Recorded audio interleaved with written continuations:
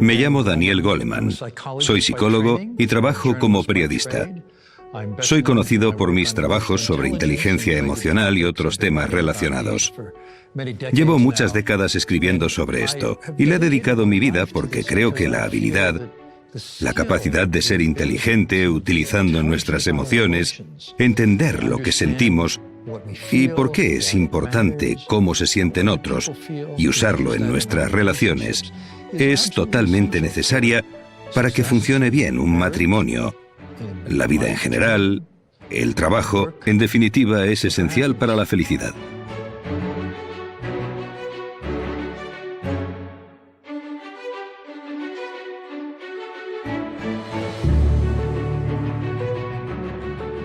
Hola, señor Goleman. Hola. Me llamo María Luisa. Soy madre de una niña maravillosa de 9 años. Es un honor estar hoy con usted. Es fantástico pasar un rato con usted, poder hacerle unas preguntas y que forme parte de este magnífico proyecto que es Aprendemos Juntos. Muchas gracias por estar aquí. Gracias, muchas gracias. Es un placer. Una Gracias. visita rápida. Gracias. ¿Empezamos con lo fundamental? Sí. Porque probablemente la mayoría de gente que nos ve son padres como yo. Y puede que no estén muy familiarizados con lo que implica la inteligencia emocional. Si nos pudiera dar una descripción, sería genial. Claro, la inteligencia emocional tiene que ver con las habilidades personales, no es un aprendizaje académico.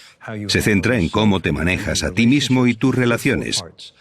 Hay 4 partes. La primera es la conciencia de uno mismo, es decir, saber lo que sientes, por qué lo sientes, lo que determina sus consecuencias, lo que puedes hacer bien o mal. Después, gestionarse a uno mismo, ser capaz de cumplir tus metas, ser positivo ante los contratiempos, controlar las emociones perturbadoras para que no te destrocen la vida o te impidan hacer lo que quieras hacer.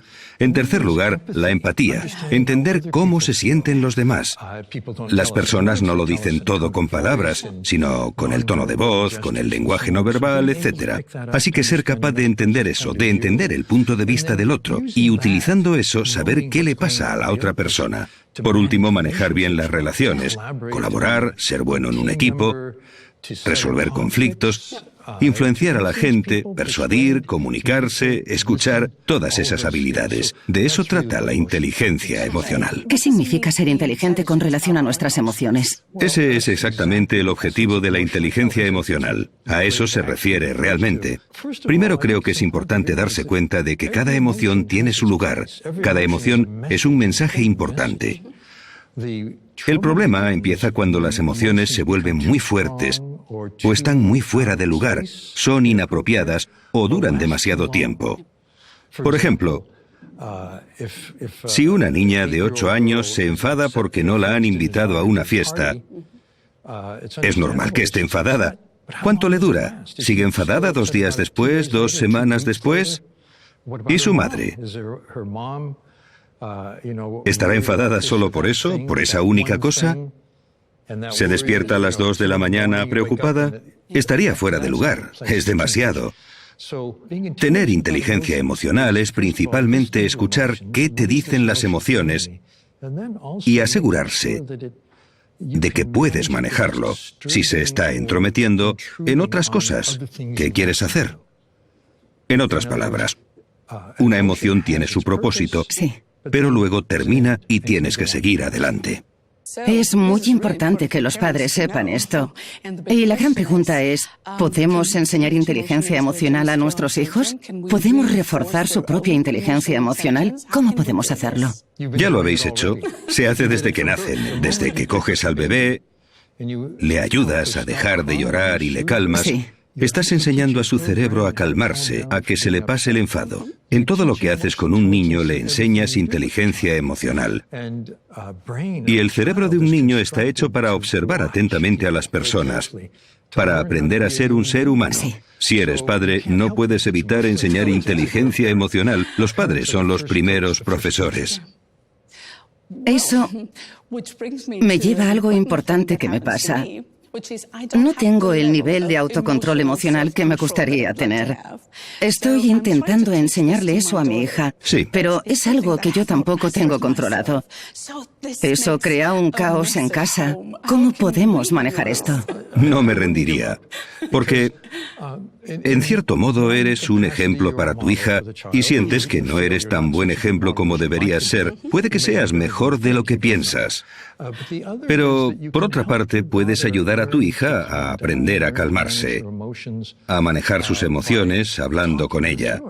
¿Por qué estás tan enfadada? Vale. ¿Por qué no haces algo que te guste? Vale. A cierta edad, eso la calmará. Sí. Preguntarle por qué siente celos de sus amigos, si se siente dolida porque no la han invitado. Son cosas que van a pasar. Puedes ayudar a que aprenda de ello, ayudarla a que entienda más cosas sobre sus propias emociones y también darle métodos. Quizás respirar profundamente. ¿Sí? Todo eso ayuda. Eso ayuda a los padres porque los hijos quieren aprender de los padres. Es verdad. Cada vez que intentas ayudar a tu hijo a manejar mejor las emociones, a empatizar mejor, lo que sea, los estás ayudando. Genial. Esto me hace pensar en los colegios, porque lo que dices me hace pensar que los colegios se benefician del aprendizaje social y emocional. ¿Qué es el aprendizaje social y emocional? ¿Y qué beneficios tiene para las escuelas? Este aprendizaje usa los elementos de la inteligencia emocional, conciencia de uno mismo, autogestión, empatía, habilidades sociales, pero además añade la toma de decisiones, sobre todo decisiones sociales. Las transforma en lecciones para los niños apropiadas a su edad.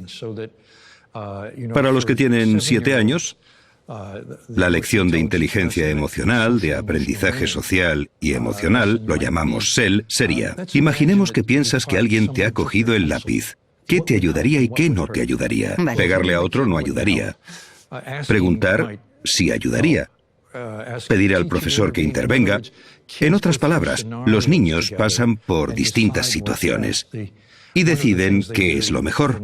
Algunas de las cosas que practican en estas clases es que en el aula hay un póster de un semáforo con la luz roja, la amarilla y la verde. Dicen: cuando estés enfadado, acuérdate del semáforo. Con la luz roja, para, cálmate y piensa antes de actuar. Es genial porque enseña a los niños que no puedes controlar qué sentirás, cuándo o cómo de fuerte será, pero sí lo que haces después de sentirlo.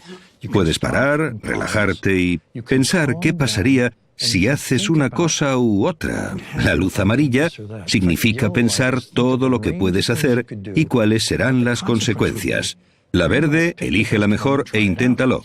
En las escuelas con el método SEL lo utilizan con todas las edades, incluso con chicos mayores de 16 o 17 años. Piensan en cuáles serán las consecuencias porque les ayuda a tomar mejores decisiones en la vida. Son muchos y muy determinantes los datos que respaldan esto. Demuestran... hay un estudio hecho entre 750.000 estudiantes. La mitad tenían este tipo de enseñanza y la mitad no. Demuestra que los niños que habían practicado con el aprendizaje social y emocional eran capaces de manejar mejor sus emociones, se metían en menos peleas y discusiones, se comportaban mejor en clase, prestaban más atención y tenían menos problemas. Estos indicadores, que llamamos antisociales, todos han descendido. Y los indicadores prosociales han aumentado. Me encanta el colegio. Creo que alguien en el colegio se interesa por mí de verdad. No quiero saltarme las clases, quiero ir a todas. Esos han aumentado un 10%. Los negativos bajaron un 10% y bajó más en los colegios en los que más se necesitaba, donde había más problemas. Esto es interesante. Las notas subieron un 11%. Ayuda a que los niños aprendan mejor. ¿Por qué? Por cómo está estructurado el cerebro. La parte que aprende es la corteza prefrontal y el neocórtex. Pero la parte del cerebro que tiene emociones perturbadoras se encuentra entre las orejas, y el cerebro se estructura para que esta parte domine a esta si estás enfadado. Para los niños, lo que más les desequilibra es lo que pasa en casa y lo que pasa con otros niños.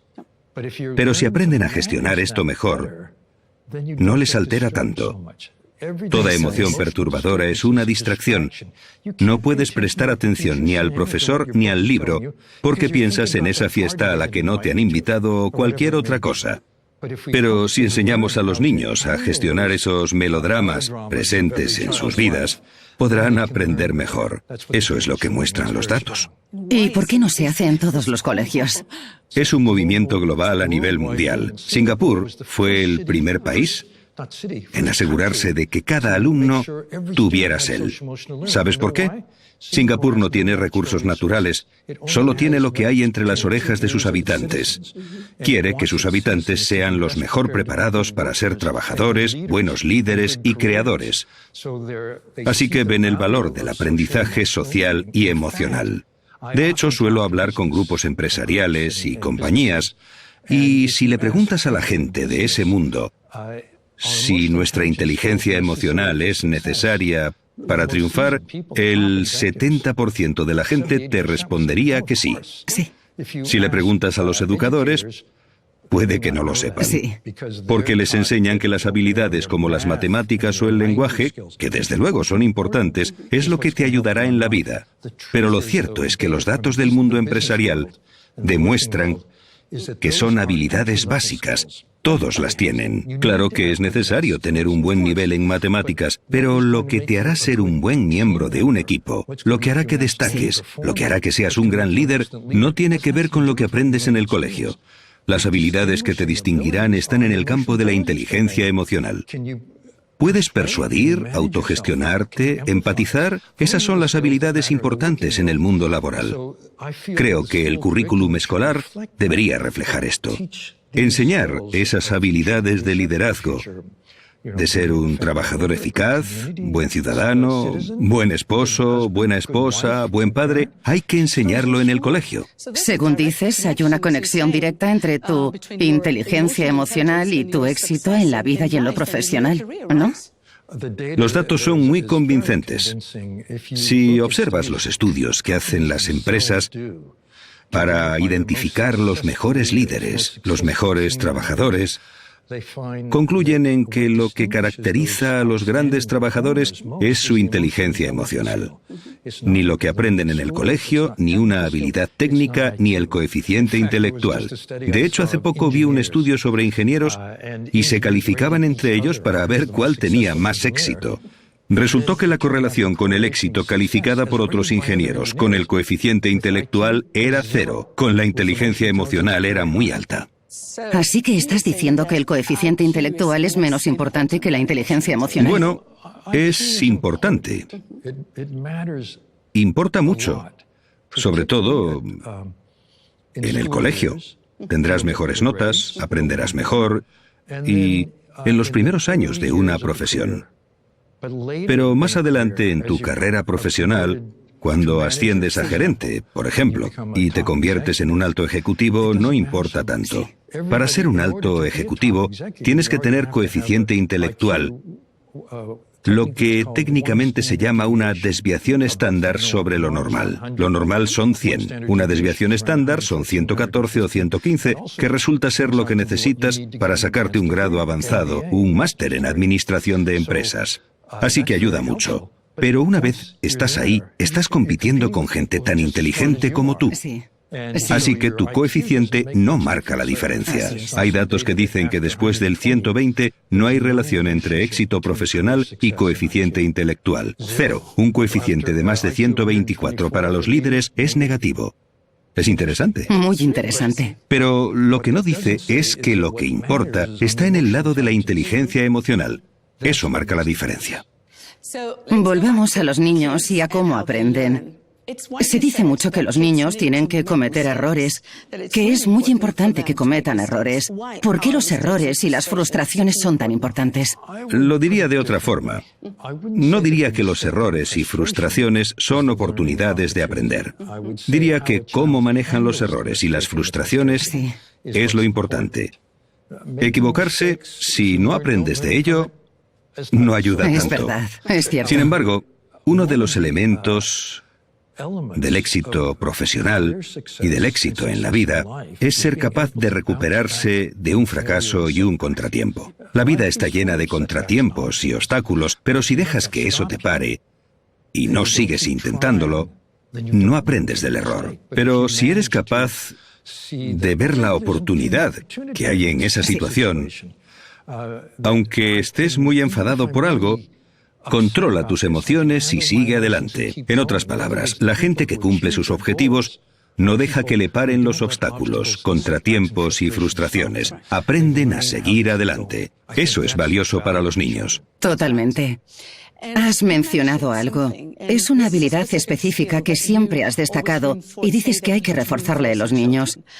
Es muy interesante la concentración. Sí. ¿Cuál es su importancia y cómo podemos enseñarla? Primero, es la capacidad de prestar atención o ignorar las distracciones. Poner atención en lo que quieres. No sacar el teléfono y jugar a un juego. No mandarle un mensaje a tu mejor amigo. No meterse en Facebook o lo que sea que hagan los niños hoy en día. Eso es una tentación, una seducción. Conversando un día con un compañero que estuvo en el equipo que inventó el primer iPhone, me decía: a los 20 años todos los ingenieros estábamos solteros. Lo intentamos hacer lo más atractivo posible. Ahora que tengo 2 hijos, me arrepiento. Es muy importante que los niños sean capaces, sobre todo en este mundo lleno de distracciones tecnológicas, de poner la atención donde quieran, porque la atención es la base del aprendizaje. Sí. ¿Por qué no enseñamos atención en los colegios? Los datos demuestran que cuanto más puedas concentrarte, mejor aprenderás. Hay una forma de hacerlo. Estuve en una clase de niños de 7 años en una zona muy pobre de Nueva York que se llama Spanish Harlem. Los niños de esa zona viven en viviendas de protección social. Hay mucha violencia, tienen una infancia muy difícil. Yo pensaba que la clase iba a ser muy caótica, pero me equivoqué. Estaban muy tranquilos y concentrados. Le pregunté a la profesora que qué pasaba. Me dijo: pasa esto. Todos los días hacemos algo que se llama amiguitos de peluche. Cada niño coge su peluche preferido, se tumba en el suelo, se lo pone en la barriga y lo ven moverse al inspirar y expirar.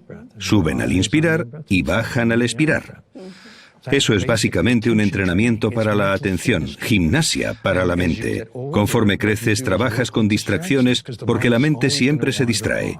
A veces esto lo llamamos mindfulness. Es un gran avance tenerlo en los colegios. Cuando tu atención se dispersa, te das cuenta y te vuelves a concentrar. Vale. Eso ayuda a fortalecer los circuitos neuronales de la concentración. Cada vez que te das cuenta de que te has distraído y vuelves a concentrarte, fortaleces tu sistema de concentración.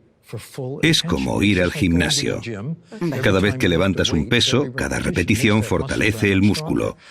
Cada vez que un niño o un adulto vuelve a concentrarse, fortalece su sistema para hacerlo. Esto te puede enseñar. El cerebro quiere aprender a prestar atención. Es lo primero para cualquier tipo de aprendizaje.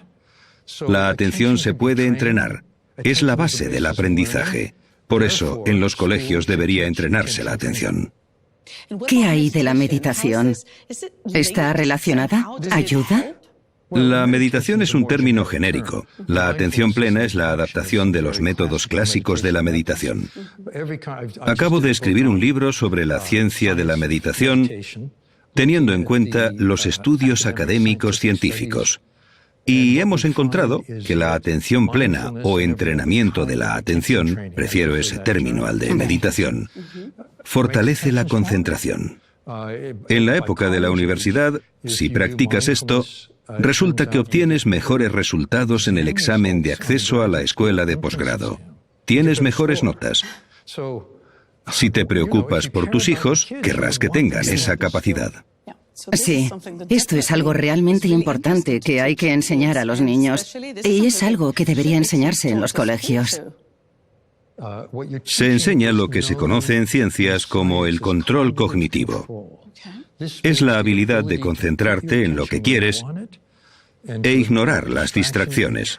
Resulta ser el mismo sistema de control que nos ayuda a manejar las emociones desagradables. El cerebro usa el mismo sistema para esto. Que esos niños de 7 años se concentren en los peluches les enseña este tipo de control. Una de las pruebas más conocidas de control cognitivo es la prueba del marshmallow. Si no la conoces, deberías. Se llevó a cabo en la Universidad de Stanford. Uno a uno, unos niños entran en una habitación y ven una golosina grande y apetecible. Un dulce, creo que decís en español. Dulce. Lo dejan en la mesa delante del niño y el examinador dice, te lo puedes comer ya, pero si te esperas a que vuelva, te daré 2. Se va de la habitación y el niño se queda mirando, pensando qué hacer.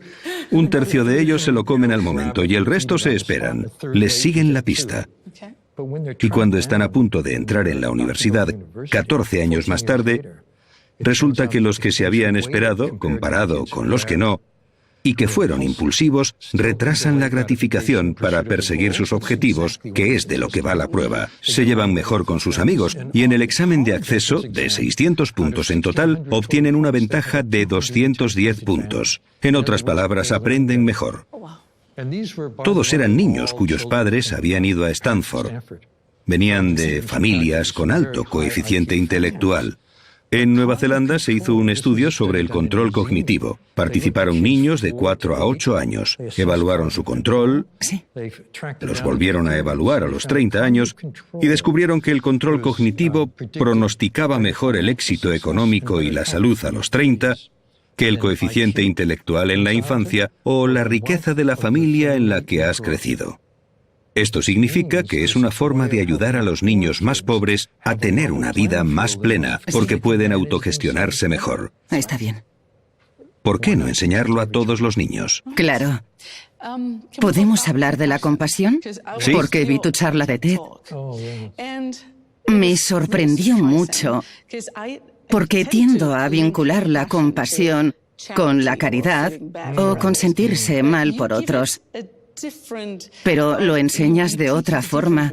¿Cómo describirías la compasión con tus palabras?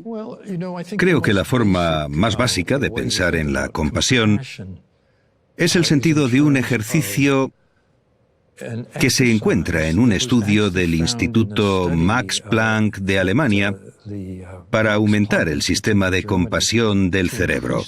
Es uno de los 3 tipos de empatía. El primer tipo es la empatía cognitiva. Entender lo que piensas, ver tu punto de vista, significa que puedo comunicarme eficazmente contigo. El segundo es la empatía emocional. Sé cómo te sientes porque yo también lo siento. Y el tercero es la preocupación empática. Cada tipo utiliza una parte distinta del cerebro. La preocupación empática, que es la base de la compasión, utiliza el sistema de preocupación de un padre, el amor de un padre por su hijo. Yo creo que la compasión es tomar el sentimiento que tienes por tu propio hijo y aplicarlo a cualquier otra persona. Hay un ejercicio, como he dicho, que refuerza este sistema, en el que primero piensas en alguien a quien estás agradecido, que ha sido amable y te ha ayudado, quizá tus padres u otra persona, y les deseas que estén seguros, sanos y sean felices y que tengan una vida plena. Después deseas eso para ti y para la gente que quieres, tus hijos, tu familia, tus amigos. Después para la gente que conoces, del trabajo o de la comunidad, y luego lo extiendes a todo el mundo. Y lo que compartes es el deseo de que la gente tenga una vida feliz, segura y plena. Esa es la compasión. Y se expresa de muchas formas, dependiendo de la situación. Quizá solo prestando atención a gente a la que puedes ayudar, dando dinero a alguien necesitado o haciendo obras de caridad. Son las formas más obvias, pero creo que hay un gran espectro de compasión que va desde lo que pensamos que es la caridad hasta solo prestarle atención a alguien. Eso es microcompasión. Estar absolutamente presente. Es algo que se puede enseñar. Se puede enseñar y es factible. Y creo que necesitamos más. Vale. Como madre, claro que me interesa el éxito en la vida de mis hijas, pero me interesa más su felicidad. Sí. ¿Cómo se vincula la inteligencia emocional con la felicidad? ¿La gente que tiene más inteligencia emocional es más feliz? Por definición, de hecho, si lo piensas, la capacidad de controlar las emociones negativas, desagradables, rabia, miedo, celos, es parte de la inteligencia emocional. Diría que los que son más felices son más inteligentes, y también que la inteligencia emocional hace más probable que alguien sea feliz. ¿Cuál crees que ha sido el impacto de la inteligencia emocional en la educación durante los últimos 30 años? Cuando escribí el libro Inteligencia Emocional, hace tiempo, era una defensa de la inteligencia emocional en las escuelas y para los padres. Ahora hay manuales para padres sobre inteligencia emocional. Seguro que están disponibles en España. Como he dicho, muchos colegios de todo el mundo están utilizando el aprendizaje social y emocional, que es la nueva imagen de la inteligencia emocional para niños, para que sea apropiada a la edad, que cubra todo el espectro, esté bien implementada. Los profesores la adaptan, que también es importante. Cuando escribí el libro no tenía ni idea de que esto iba a pasar, pero así lo esperaba. Así que estoy muy contento. ¿Hay alguna última sugerencia o idea que quieras dar a los colegios o a los padres? A los padres les diría que no se preocuparan sobre lo que le enseñáis a vuestros hijos. Son muy buenos aprendices. Enseñad a los niños buenos modelos en la vida. Incluso los niños con familias que no son muy brillantes pueden tener muy buenos modelos. Y a los colegios, que si de verdad quieren preparar a los niños para que aprendan bien, tienen que prestar atención a cómo funciona el cerebro, la función de la emoción, y ayudar a los niños a que gestionen bien sus emociones para que se lo pongan más fácil a quienes les ayudan a aprender. Muchas gracias, señor Goleman, por este tiempo. Muchas gracias por su sabiduría. Muchas gracias por estar con nosotros. Ha sido todo un placer. Gracias. Gracias, María Luisa. Gracias.